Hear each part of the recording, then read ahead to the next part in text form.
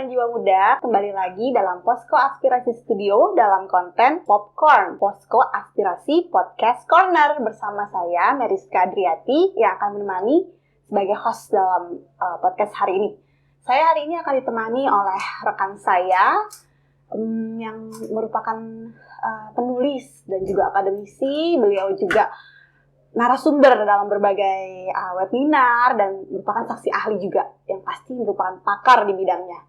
Yuk kita kenalan yuk untuk tahu siapa. Oke, halo, selamat siang dengan Mas Indra Iswara ya. Saya boleh panggil Mas aja ya Mas, karena kita kan nggak beda jauh umurnya nih.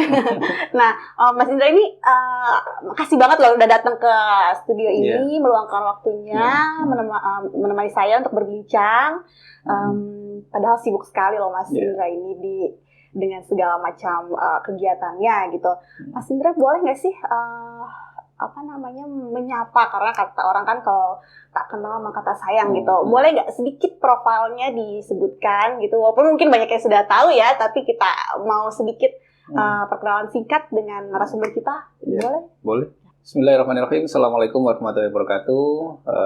Rekan jiwa muda, tetap semangat dalam puasa, menjalani puasa ya. Perkenalkan, saya Indra Iswara, sarjana hukum magister notariat ya, kandidat doktor yang insya Allah tahun ini saya akan masuk ke Jakarta Selatan jabatannya.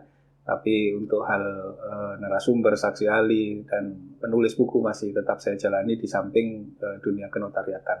Itu saja sih, sudah banyak yang tahu sih masalahnya. Menarik ya profilnya ya.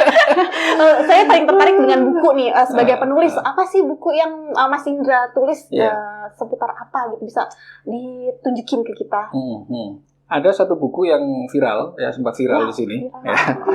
Ini buku serba-serbi yayasan yang waktu itu saya tulis bertepatan dengan pandemi COVID ya. Karena pandemi COVID, akhirnya banyak orang yang istilahnya mengadakan seminar berbentuk online gitu ya. Waktu itu tentang yayasan, akhirnya saya dari pertanyaan-pertanyaan yang ada di grup ILC itu saya tuangkan di dalam buku ini. Jadi buku ini isinya adalah problematika yayasan terkini yang ada di Indonesia. Ini salah satu buku di antara buku-buku yang sudah pernah saya tulis yang lain. Ya, ada beberapa buku di antaranya Profesi Notaris PPAT dalam Hukum Islam. Yang kedua ada Serba-serbi Badan Hukum PT, ini sedang dalam proses pengerjaan. Yang ketiga ini yayasan, yang keempat ini untuk mahasiswa S1 yaitu tentang dialektika hukum, yang ini nanti akan berguna untuk program mahasiswa studi S1 Fakultas Hukum. Itu sih Mbak. Pas banget nih Mas Indra. Jadi kita akan membahas masalah yayasan nih hari ini. Jadi kita tidak salah untuk memilih narasumber Mas ini loh ke sini. Saya punya beberapa pertanyaan nih sehubungan dengan yayasan gitu ya. Mungkin pertanyaan pertama adalah, Mas Indra ini kan sudah jadi notaris cukup lama ya Mas ya? Dari 2000 berapa? 2014 mungkin? 2013. Oh 2013, oke, berarti sekitar 9 tahun ya Mas ya? Apakah sudah pasti sering bertemu dengan klien yang mengurus akta yayasan itu pasti pernah nggak ada pengalaman problematika yang dijumpai gitu yang benar-benar berkesan gitu seputar akta yayasan yang bisa menjadi pelajaran buat kita untuk lebih berhati-hati dalam menjalankan pembuatan akta yayasan? Jadi begini Mbak Mary ya, pada tahun 2015 yang lalu saya mengerjakan akte yayasan itu sebanyak 750 akte dalam waktu 3 bulan. Wow, banyak banget. Karena program pemerintah waktu itu untuk mengadakan pondok pesantren, TK itu membuat badan hukum, gitu ya. Jadi satu kali Sedanan Kediri itu masuk ke saya semua, dan disitulah saya bisa mengambil pelajaran. Pelajaran yang ada di dalamnya yaitu yang pertama di antara problematika yayasan ini. Kebanyakan orang datang menghadap kepada notaris. Kemudian dia membuat akte yayasannya, dan setelah dia mendapatkan akte yayasan plus SK dari menteri, itu langsung dimasukkan ke lemari. Tidak pernah dibuka lagi. Akibatnya apa yang terjadi? Ketika ada masa jabatan pengurus dan pengawas yang dibatasi oleh jabatan pembina, yaitu sesuai dengan kewenangan pembina dalam hal mengangkat pengurus dan pengawas ini dengan jangka waktu 5 tahun yang dituangkan di dalam anggaran dasar, itu terlewati. Maka ketika akte itu tidak diperhatikan jangka waktunya, perbuatan hukum oleh ketua atau pengurus dan pengawas adalah perbuatan yang biasa saya katakan adalah ultra vires atau pelanggaran. Nah, ketika dia melakukan perbuatan hukum yang di luar kewenangan dia, maka seluruh perbuatannya adalah batal demi hukum. Gitu ya. Nah, itulah yang terjadi.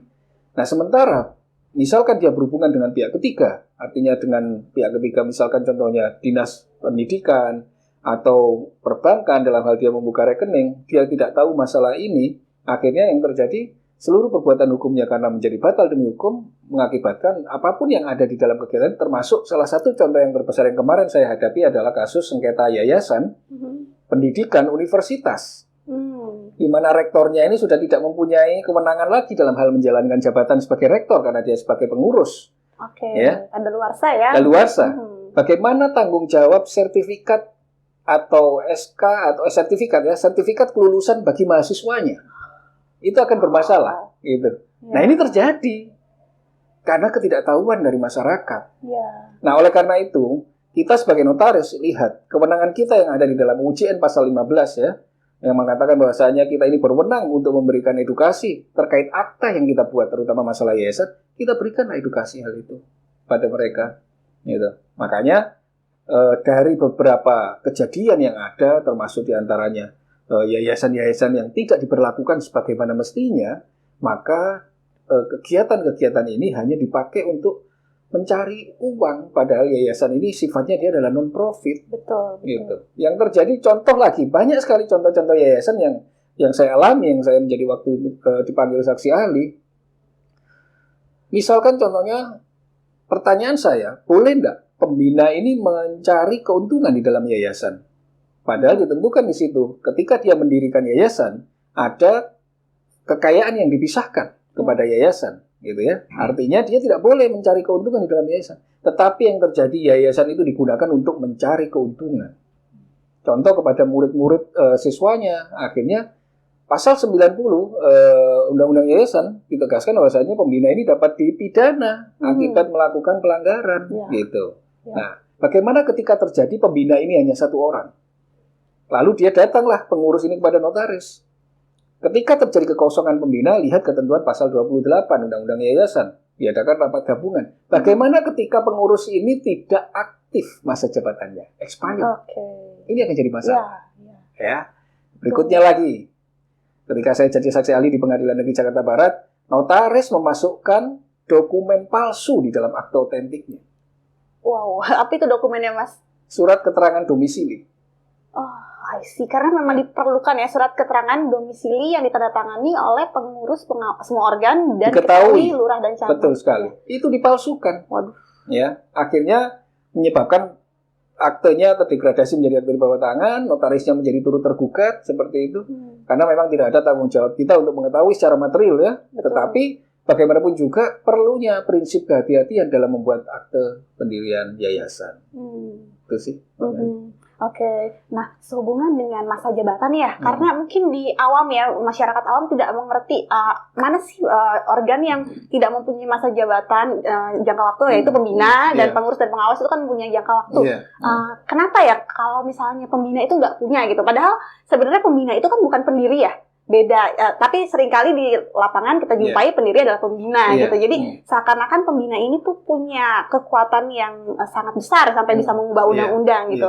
Tapi apakah ada latar belakang kenapa pembina ini tidak punya jangka waktu, sedangkan pengurus dan pengawas ada jangka waktu gitu? Iya, Mbak Mary dan rekan-rekan jiwa muda yang ada di seluruh Indonesia ya, coba perhatikan filosofi dari pembina ya. Jika kita melihat dari filosofinya dia menjadi pembina, ada yang namanya pendiri ini terafiliasi sebagai pembina.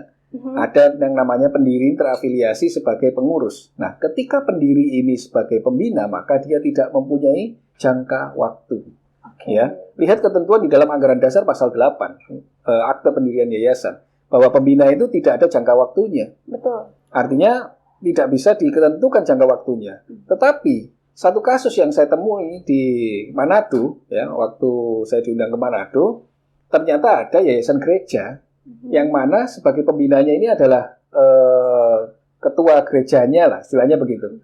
Nah, ketua gereja ini ada masa jangka waktunya 5 tahun sekali sebagai ketua di gereja. Sebagai pembina. Dan dia sebagai pembina, terafiliasi sebagai pembina dan ketua gereja. Oh ya. Ya. Nah, ketika masa jabatan ini di ketua gereja ini berakhir, otomatis dia juga berakhir di masa jabatan pembina.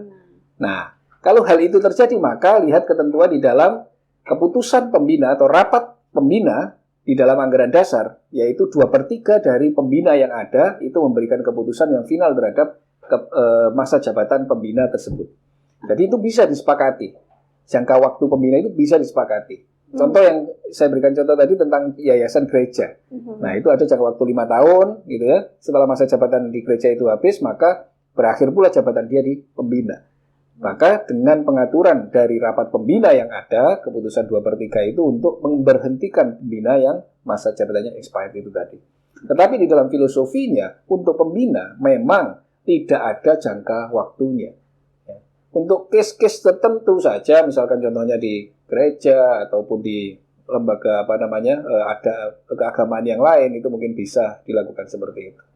Tapi di dalam hal ketentuan anggaran dasar pasal 8 pendirian yayasan, ya, pembina tidak memiliki jangka waktu. Oke. Jadi kita harus melihat selain sebagai pembina, apakah dia ada jabatan lain yang menyertainya gitu. Betul sekali, iya. Oke.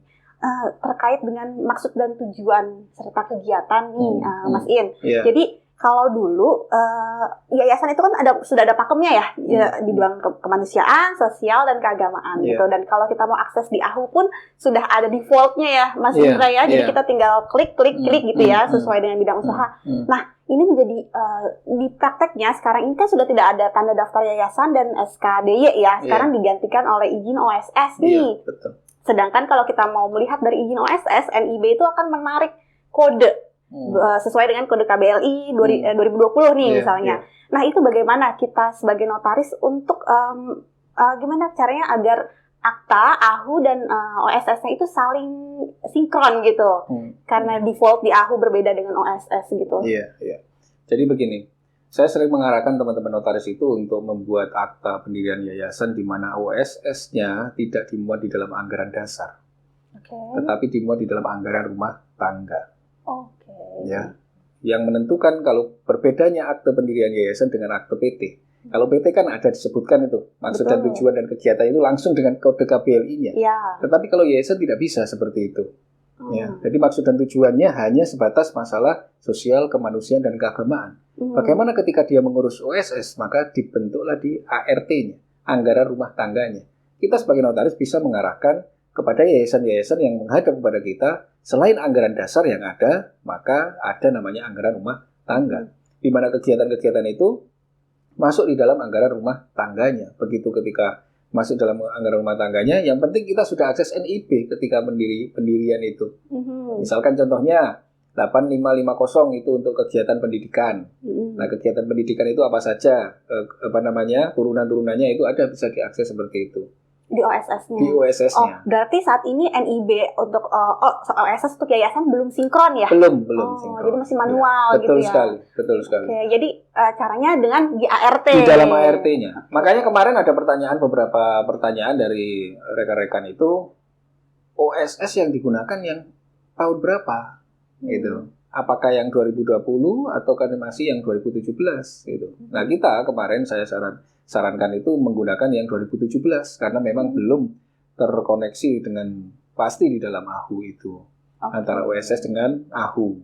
Berbeda ketika PT misalkan dia harus menggunakan OSS RPA kan begitu. Tapi kalau yayasan masih belum bisa ke sana karena memang basisnya yayasan itu adalah non-profit yang berbeda dengan yang lain. Betul. Gitu. Sebenarnya term NIB, nomor induk berusaha itu kayak kurang tepat ya Mas ya. Karena kan ini tidak melakukan usaha gitu ya. Tapi seringkali di lapangan memang beberapa yayasan yang menerima sumbangan nih, biasanya entah dari luar negeri atau dari dalam negeri, mereka meminta legalitas selain akta. Jadi mereka mau nggak mau membuat itu NIB gitu untuk keperluan seperti itu. Nah, NIB-nya itu disesuaikan dengan maksud dan tujuan, yaitu sosial, kemanusiaan dan keagamaan yang intinya saja begitu. Itu dimuat di mana? Di dalam ART. Jadi si AD-nya tidak berubah ya Mas ya? Karena kan menurut Undang-Undang Yayasan tidak boleh mengubah maksud dan tujuan ya. Betul sekali. Hanya kegiatan usaha ya. Betul sekali. Untuk selain NIB tuh ada izin lain nggak sih Mas yang Mas Indra tahu gitu? Apakah ada izin operasional ke dinas terkait misalnya di bidang agama ke Departemen Agama, di bidang sosial ke Dinsos itu masih ada? Ada. Oh ada. Misalkan contohnya pendirian pondok pesantren.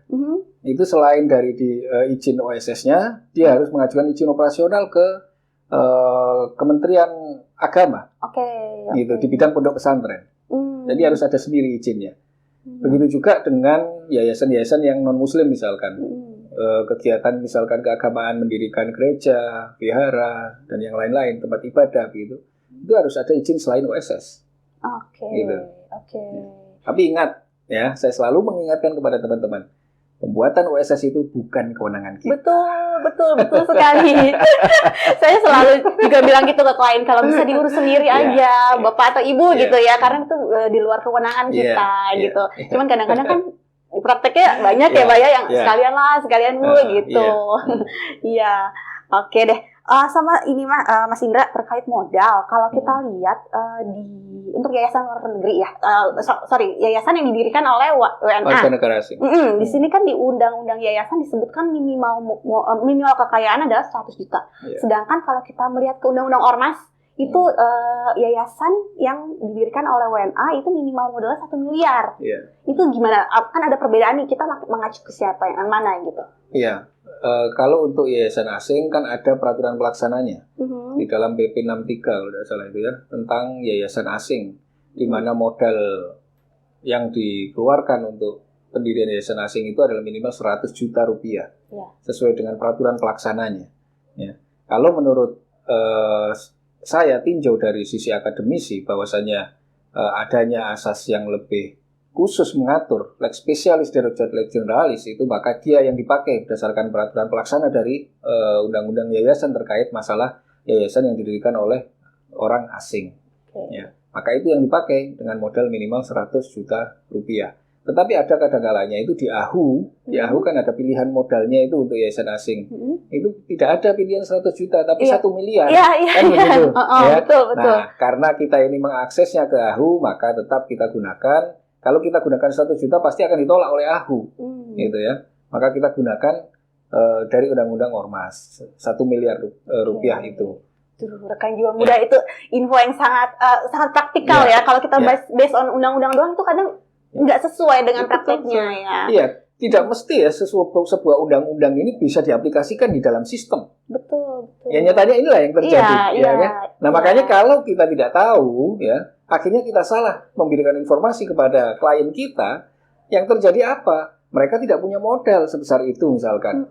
Akte sudah kita buat, tapi ditolak oleh AHU karena tidak kecukupan modalnya. Yang terjadi apa? Akhirnya menjadikan dia tidak bisa menjalankan kegiatannya. Betul. Gitu. Akta kita juga jadi nggak bisa ya? Ya tidak bisa, batal.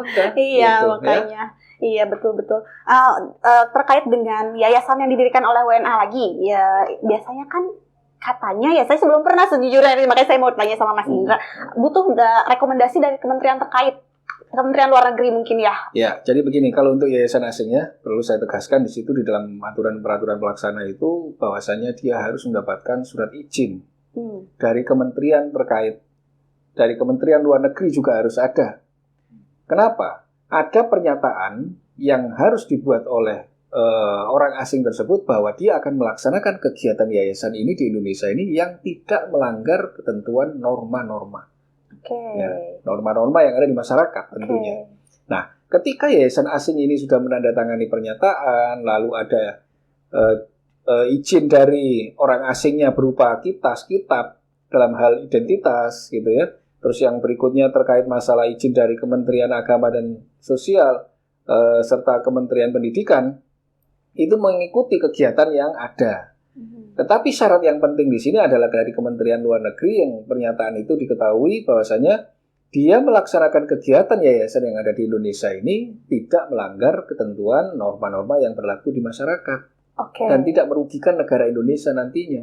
Karena ada banyak yayasan-yayasan asing yang memang dijadikan dasar untuk pendanaan teroris misalkan. Seperti itu. Iya, benar-benar. Jadi Ya kan? dipersulit untuk bukan dipersulit sebenarnya ya, dibuat lebih panjang prosesnya agar tidak sembarang orang Betul bisa sekali. bikin Artinya yayasan. tidak sembarang orang itu untuk bisa mendirikan yayasan asing karena memang persyaratannya lebih sulit daripada yayasan yang seperti pada umumnya. Iya. Begitu. Iya. Untuk dokumen nih, Mas Indra, biasanya kan kalau kita lihat mengacu ke undang-undang kan sebenarnya nggak segitu detailnya. Kadang-kadang kita kalau misalnya lihat di AHU ya, saya pernah perubahan gitu kayak diminta surat pernyataan tidak ada sengketa internal atau tidak pilot gitu. Terus ada surat pernyataan bahwa kekayaan awal masih dipakai gitu. Yeah. Ada nggak sih tips atau kayak hal-hal yang mungkin suka di skip sama orang-orang? Sebenarnya harus disiapkan gitu pernyataan-pernyataan ini gitu, baik untuk pendirian, perubahan atau penyesuaian gitu. Kayak lapor SPT juga kan Mas. Yeah. Kalau di AHU kan kita harus masukin nomor SPT dan tanggal SPT ya, itu agak lucu sih menurut saya ya, karena di PT juga nggak ada gitu. Iya, jadi begini, kalau untuk pernyataan atau dokumen-dokumen yang harus disiapkan sebelum akte pendirian atau akte perubahan, itu sebenarnya tidak ada ketentuan di dalam aturan undang-undang yang baku, ya. Tetapi AHU biasanya meminta hal itu. Nah, kita sebagai notaris, untuk prinsip kehati-hatian kita dalam menjalankan jabatan kita dalam mendirikan akte pendirian yayasan ataupun perubahan anggaran dasar yayasan, yaitu diantaranya yang pertama, ya, pernyataan bahwa yayasan ini masih berjalan selama waktu yang ditentukan dari anggaran dasar yayasan itu, ya, itu harus ada pernyataan itu. Yang kedua, pernyataan bahwa yayasan ini tidak terjadi konflik di internal, ya. Karena apa? Sering sekali terjadi yayasan ini konflik internal. Yang sering terjadi diantaranya adalah yayasan yang bergerak di bidang pendidikan, terutama di universitas, Mbak. Universitas-universitas yang dinaungi oleh yayasan itu sering sekali terjadi konflik. Gitu. Konflik apa? Konflik internal antara pembina dengan pengurus. Contoh misalkan, konfliknya seperti apa? Berdasarkan pasal 28 Undang-Undang Yayasan, pembina ini mempunyai kewenangan untuk memberhentikan atau mengangkat pengurus dan pengawas. Ya. Nah, kewenangan itu digunakan pembina serta-merta untuk memberhentikan seorang pengurus di sini. Karena pengurusnya sudah dinilai tidak layak lagi lah, misalkan begitu. Nah, tiba-tiba diberhentikan, pengurusnya tidak setuju. Gitu. Akhirnya terjadilah gugatan ke pengadilan, menggugat pembinanya. Nah, ini kan terjadi konflik internal. Nah, harus ada pernyataan itu. Karena yayasan yang sedang konflik tidak dapat dilakukan perubahan anggaran dasar. Yang berikutnya, ada kewajiban dia untuk melaporkan pajak setiap tahunnya, ya, berdasarkan laporan tahunan pajak. Itu kita minta, memang harus dengan pendirian awal itu pun ada kewajiban bagi yayasan ini untuk menyatakan dia menjadi memiliki NPWP sehingga dia bisa memberikan laporan tahunan untuk pajaknya setiap tahunnya. Dan SPT tahunan itu memang menjadi syarat wajib untuk kita melakukan perubahan. Demikian. Iya, betul-betul. Jadi itu hal-hal yang kadang kita suka skip. Teknis itu ya. Iya, teknis sekali, tapi jangan sampai lupa karena itu sangat berguna bagi kita untuk melindungi notaris. Iya, prinsip kehati-hatian terutama ya bagi kita. Iya. Oke, terus kalau yayasan itu kan sebenarnya non-profit ya Mas Indra. Boleh nggak sih dia domisilinya itu di perumahan gitu misalnya? Kayak misalnya zonasinya memang untuk rumah tinggal gitu, kayak komplek atau perumahan atau klaster gitu-gitu, boleh nggak sih? Karena ada beberapa pertanyaan sih. Boleh. Oh, boleh. Boleh. Contoh misalkan masjid yang ada di perumahan, dia di bawah yayasan, ya, boleh mendirikan di dalam perumahan, boleh, silakan saja. Karena memang tujuan, kembali lagi kepada tujuan dari yayasan ini adalah non-profit oriented, dia hanya melaksanakan kegiatan di bidang sosial, kemanusiaan, dan keagamaan. Contoh misalkan di dalam lingkungan komplek itu ternyata ada masjid, terus yang kedua ada untuk zakat, infak, santunan anak yatim, kayak gitu. Belum sampai ke arah pondok dan yang lain-lain. Pun juga tidak menutup kemungkinan bahwa yayasan ini bisa membuka cabang di seluruh wilayah Indonesia. Gitu. Ya. Jadi misalkan dia berdiri di zonanya itu kawasan profit lah istilahnya ya. Tetapi dia bisa membuka cabang di luar wilayah ini. Ini hanya sebagai kantor utamanya saja dalam menjalankan roda organisasi ya, tidak ada masalah. Yang penting adalah kegiatannya. Oke. Ngomong-ngomong soal cabang nih, kebetulan memang kalau PT kan biasanya di pasal 1 ayat 2 ini ada tulisan perseroan dapat membuka cabang dengan persetujuan dari direksi atau dengan dewan komisaris. Yeah. Nah, kalau di yayasan sendiri gimana? Kalau prosedur untuk membuka cabang tuh Mas In? Ya, prosedur untuk membuka cabang ya. Kemarin saya barusan melakukan pembukaan cabang yayasan yang ada di beberapa yayasan yang ada di seputaran Jambi ya. Nah, prosedurnya adalah dengan yang pertama kembali lagi kepada berita acara rapat pembina. Oke. Ya, karena pasal 28 Undang-Undang Yayasan bahwa pembina ini memiliki kewenangan untuk mengadakan kebijakan dari yayasan. Nah, kewenangan itu digunakan untuk membuka cabang sesuai dengan anggaran dasar yayasan. Di mana anggaran dasar yayasan ini diperkenankan untuk membuka cabang di seluruh wilayah Republik Indonesia. Maka dengan rapat pembina yang ada, ya, yayasan ini yang menghadap nanti menunjuk ketua dari yayasan pusat menghadap kepada kita notaris untuk dibuatkan akta pendirian cabangnya. Ya. Lalu bagaimana dengan susunan pengurus yang ada di cabang, organ yang ada di cabang? Apakah harus sama dengan yang ada di pusat? Tidak. Di cabang hanya ada pengurus dan pengawas. Oke. Ini hati-hati, ya. Kalau di cabang ada pembina, maka akan terjadi diskresi kepemimpinan di dalam yayasan tersebut. Pembina hanya ada di dalam pusat yang bisa mengontrol dan menentukan kebijakan dari cabangnya. Jadi pengurus dan pengawas yang ada di cabang, pembina tetap ada di pusat. Bagaimana dengan rekening yayasan cabang? Apakah dia bisa menggunakan rekening atas nama cabang itu sendiri atau mengikuti yang ada di pusat? Ini teknis mengenai pendirian cabang yayasan. Rekeningnya dia bisa menggunakan rekening cabang dia sendiri karena untuk mengelola aktivitas yang ada di cabang itu sendiri.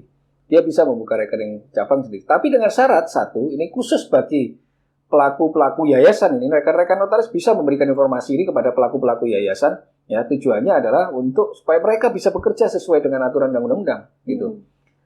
Laporan keuangan setiap bulan harus diserahkan dari yayasan cabang kepada pusat. Ya, ini yang terjadi ketika terjadi pelaporan keuangan yang miss di dalam cabang ini, pusat akhirnya bisa mengontrol dengan kewenangan pembina ini tadi. Kenapa kok di cabang ini tidak ada pembinanya? Gitu. Itu salah satu contohnya seperti itu. Yang kedua, bagaimana dengan NPWP? NPWP cabang dia harus membuka untuk mengurus NPWP tersendiri karena kegiatan berdasarkan kegiatannya. Bagaimana dengan izin usahanya? Dia juga harus mengurus izin usaha sendiri. Lalu bagaimana dengan notarisnya? Ya, apakah notaris yang ada di cabang yang membuat aktenya? Tidak. Sepanjang notarisnya itu berhadapan dengan ketua yayasan dan ketua yayasan itu menghadap kepada kita notaris yang membuat, maka kita bisa membuatnya untuk pendirian cabang di seluruh wilayah Republik Indonesia. Tidak harus notaris cabang tersebut.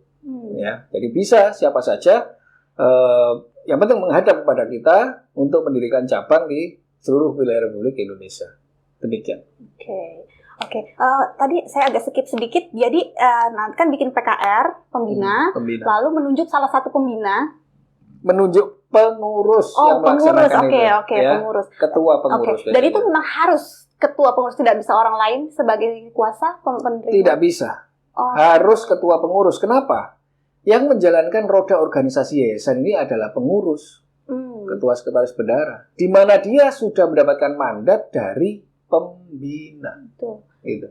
Ya. Kalau PT tapi boleh ya, kalau setahu saya ya Mas ya, kalau sirkuler atau mengatakannya tuh nggak mesti direktur, itu sebenarnya boleh kan ya? Ya, kalau PT kan memang sesuai dengan kewenangan di dalam RUPS, bahwa kalau PT ini kita berbicara masalah PT, ketika direksi ini tidak bisa hadir dalam RUPS, maka dia bisa memberikan kuasa kepada karyawan atau orang lain. Gitu. Tapi kalau yayasan berbeda, yayasan harus kepada pengurusnya, termasuk ketua pengurus. Nggak bendahara atau sekretaris?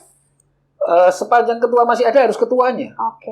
Gitu. Karena bendahara hanya mengatasi masalah keuangan, ya. Sekretaris dia menjalankan kewenangan administrasinya, tapi menjalankan roda organisasi di dalam yayasan itu adalah ketua. Betul.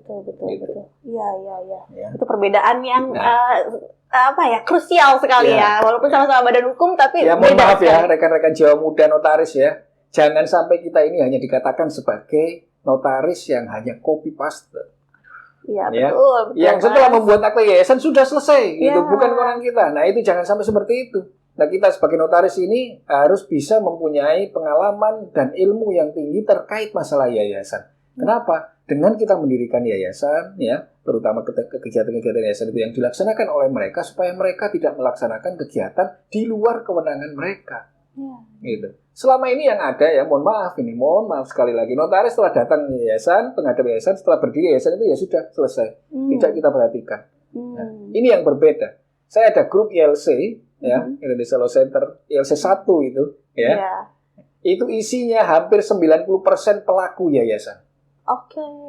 Ada pembina, ada pengawas, ada pengurus di dalamnya, dan mereka belajar bagaimana dunia yayasan. Itu di bawah bimbingan saya. Betul, karena ya lagi-lagi kan mereka nggak boleh untuk menghasilkan keuntungan non-profit gitu. Jadi tidak boleh. Ya, maka itu benar-benar harus diperhatikan, jangan sampai jadi malah tidak sesuai dengan undang-undang gitu ya Mas ya. Iya. Sebenarnya bisa dikatakan Mbak, ketika yayasan ini ingin mencari keuntungan ini diperkenankan. Caranya harus dengan mendirikan badan hukum lain. Gitu. Ya. Jadi yayasan ini bisa mendirikan badan hukum lain berupa PT, berupa koperasi, berupa CV, boleh untuk mencari keuntungan. Tetapi keuntungan itu tidak diberikan kepada organ yayasan, tapi kepada yayasannya. Ini yang harus diketahui. Ya. Di dalam ketentuan Undang-Undang Yayasan pasal 27 bahwa yayasan ini bisa membuka usaha yang mendukung kegiatan yayasan. Nah, misalkan yayasan ini mendirikan PT, berapa sih kalau modalnya yang dikeluarkan dalam hal mendirikan PT atau mendirikan badan hukum? Maksimal 25% dari modal yayasan yang bisa dikeluarkan untuk mendirikan PT sebagai pemegang sahamnya. Ini harus hati-hati Bapak Ibu sekalian, rekan-rekan jiwa muda ya, terutama dalam hal permodalan. Jangan sampai seluruh modal dari yayasan ini akhirnya dimasukkan kepada PT gitu. Ya. Terus ini maksimal 25%. Ya. Berikutnya, di dalam hal yayasan ini mendirikan badan hukum, ya, berupa PT, boleh tidak rangkap jabatan antara pembina, pengurus dan pengawas sebagai direksi dan komisaris? Boleh. Nah, ini harus diperhatikan seperti itu. Ya. Terkadang kalau kita tidak memperhatikan, akhirnya ya sudah dilanggar saja itu rangkap jabatan. Padahal di dalam undang-undang PT pun jelas rangkap jabatan juga dilarang. Kan begitu. Di dalam yayasan pun juga sama. Gitu. Jadi sebaiknya kalau direksi, komisaris dijabat oleh orang lain, tetapi yayasan ini bisa menjadi sebagai pemegang saham. Begitu, ya. Oke, kita lanjut ya. Dalam penyesuaian anggaran dasar yayasan nih, Mas Indra, kapan sih notaris harus menggunakan dasar pasal 15A dan pasal 3 atau pasal 37A PP nomor 2 tahun 2013? Ya. Di dalam PP nomor 2 tahun 2013 itu dijelaskan bahwasanya ketika kita menggunakan pasal 15A, yaitu dalam hal yayasan ini tidak boleh menggunakan nama yayasan di depannya. Artinya apa? Yayasan ini belum mendapatkan pengesahan, ya. Belum mendapatkan pengesahan dari pengadilan negeri ataupun belum didaftarkan ke tambahan berita negara. Ya, maka kita menggunakan penyesuaian pasal 15A.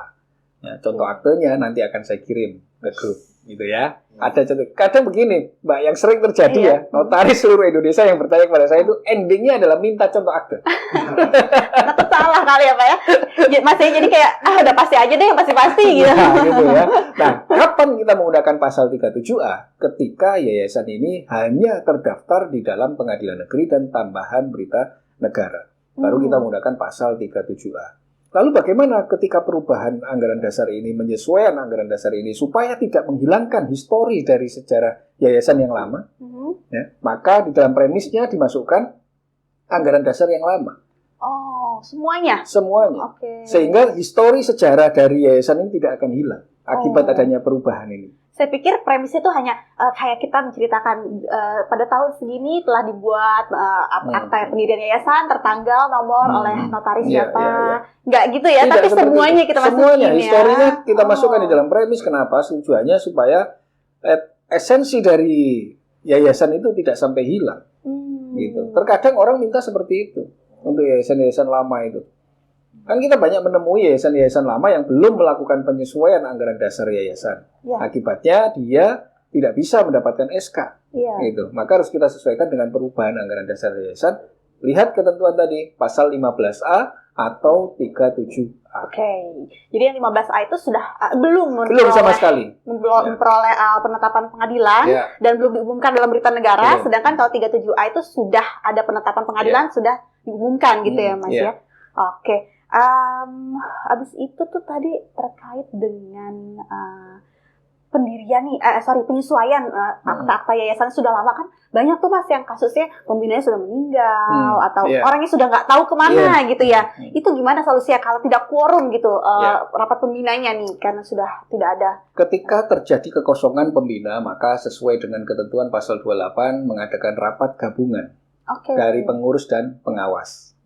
Kejadian atau kenyataan yang ada, pengurus dan pengawas ini sudah expired masa waktunya.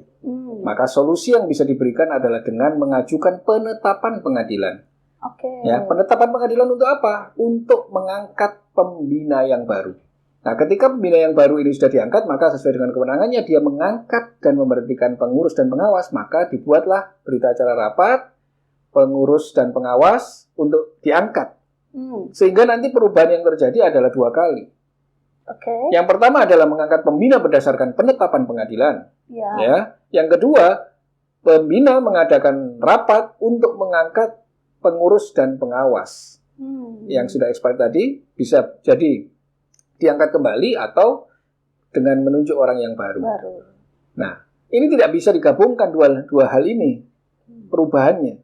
Gitu. Yang pertama karena istilahnya penetapan pengadilan, perubahan, ya kan? Lalu untuk mengangkat pembina. Nah, berdasarkan kewenangan pembina, diadakan lagi perubahan lagi untuk mengangkat pengurus dan pengawas. Gitu. Sebenarnya banyak banget nih Mas pertanyaan yang saya mau ajukan, gitu. Tapi waktunya saya sudah terbatas ya Mas ya. Jadi ini sangat menarik sekali loh, saya benar-benar tercerahkan. Hal-hal yang sifatnya praktek dan sangat teknis tuh yang kita belum tentu temu di Google atau kita baca di literatur tuh langsung dijawab sama Mas Indra ini.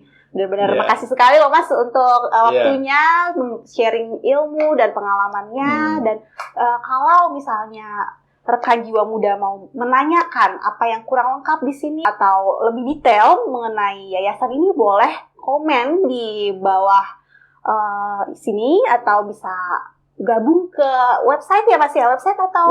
Jadi begini, rekan jiwa muda yang belum bergabung ke grup ILC nanti bisa bergabung di kontak saya yang ada di dalam deskripsi. Yang berikutnya, bagi yang ingin menyimak rekaman saya seminar, waktu ada seminar di Pengwil, Pengda yang saya rekam ini saya upload ke YouTube, bisa subscribe YouTube saya. Jangan lupa ingat, ILC itu adalah Indonesia Law Center. Law Center. Jadi itu isinya adalah grup dari orang-orang atau beragam profesi ya Mas ya, yang tertarik untuk mempelajari tentang kenotariatan dan yayasan terkhususnya ya Mas ya. Apapun jenis ilmu yang di bidang kenotariatan itu ada di grup ILC. Saya akan join juga. Jadi bisa langsung aja tuh Mas Indra. Oke deh, cukup sekian dulu kali ya podcast hari ini, sangat menarik. Semoga Mas Indra diberikan pahala yang berlimpah-limpah karena sudah sharing kepada kita ilmu dan pengalamannya. Gitu. Jangan sampai lupa untuk nonton podcast episode selanjutnya, yang pasti nggak kalah seru juga. Jangan lupa komen, like, dan subscribe.